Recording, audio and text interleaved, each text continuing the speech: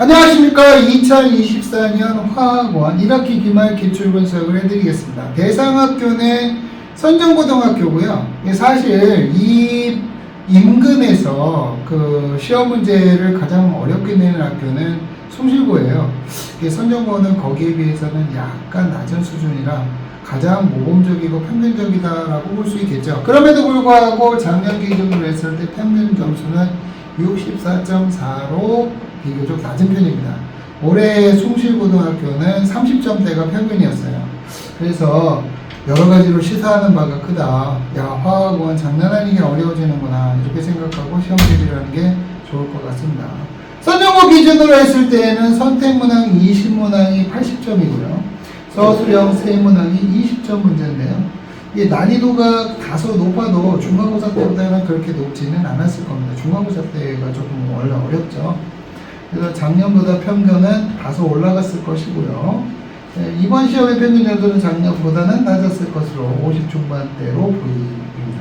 이게 왜냐면 점점 화학원 문제가 난이도가 올라가고 시간을 많이 필요로 하는 문제가 많아지기 때문에요. 자, 2학기 얘기해 드릴까요? 2학기 같은 경우에는 난이도가 중간고사는 평이할 겁니다.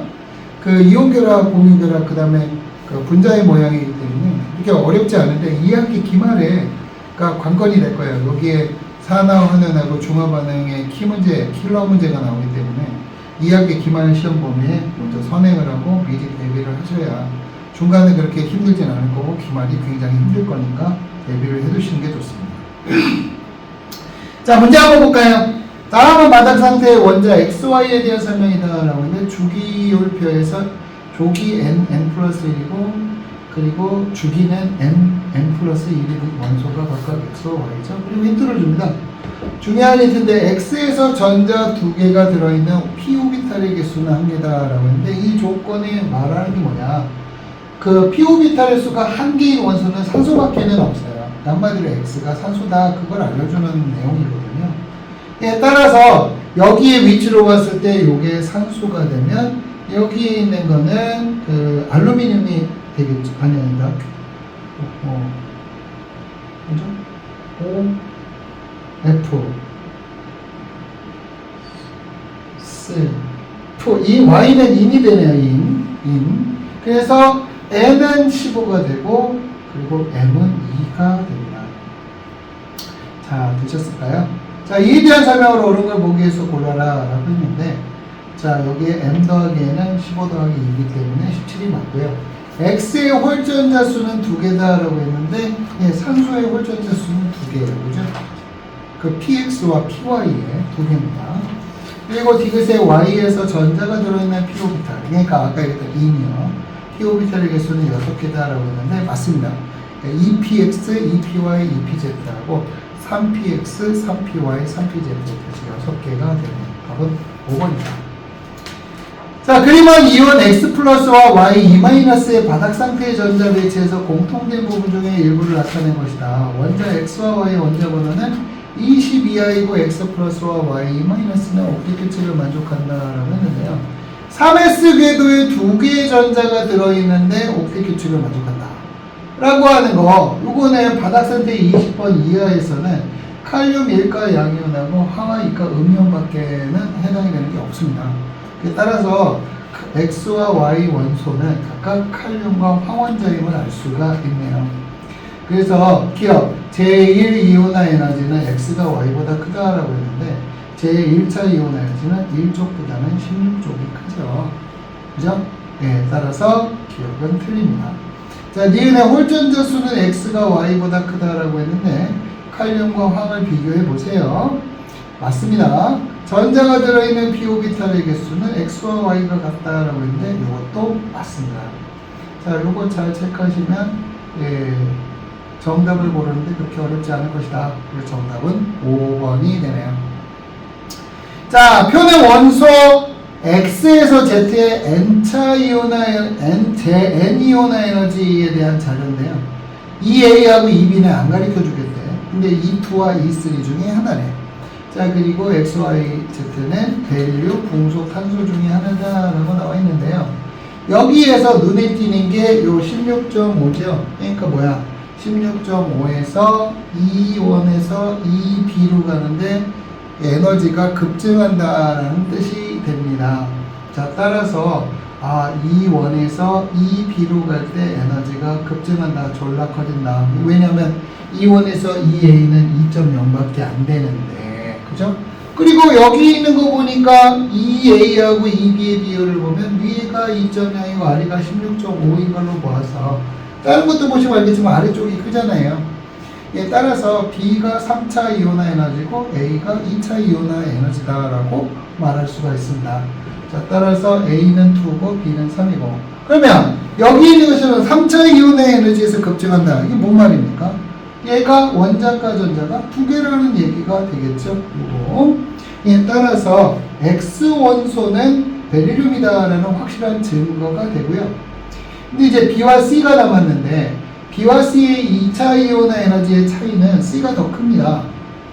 즉 탄소가 더 커요. 따라서 붕소 Z가 붕소가 Z가 얘가 붕소가 되고요.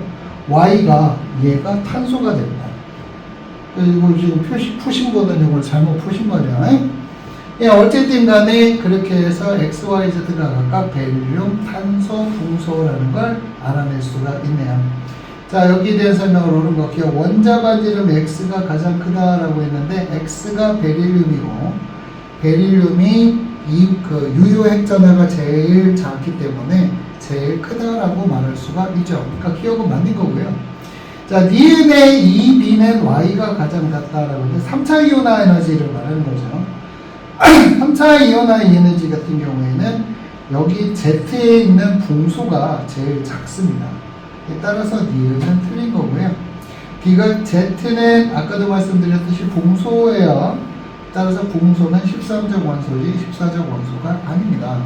따라서 정답은 1번이 되네요. 자, 그림은 수소 원자의 에너지 준위와 전자전위 ABCD를 나타낸 거다라고 나와 있는데 이거 평이한 문제죠. 자, 여기에서 A와 C에서 자외선형액이 빛이 반출된다라는 건 맞아요. 왜냐하면 1층으로 내려가는 라이만 계열이기 때문에 맞고요. 방출되는 빛의 크기는 B보다 E가 크다라고 했는데 그 당연히 맞는 거 아닙니까? 이만큼의 에너지가 이만큼의 에너지니까 이것도 맞는 설명이 됩니다.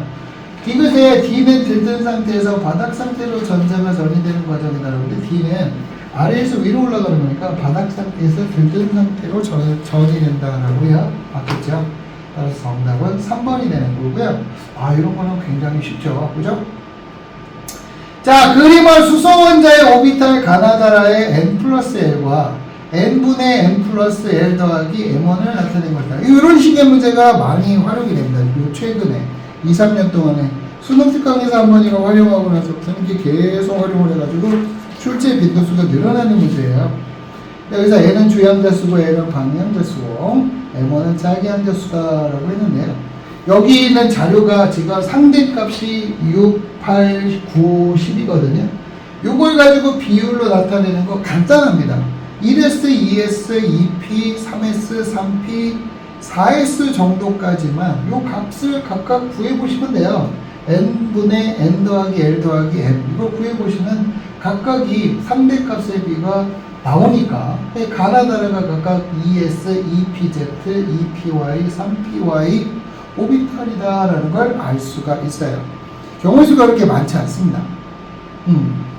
자, 그래서 에너지 준위는 수소 원자이기 때문에 가와 나가 같죠. 즉 ES와 EP가 같아요. 이게 다전자 원자인 경우에는 EP가 더 큰데 이 수소라고 분명히 못 박아놨으니까요.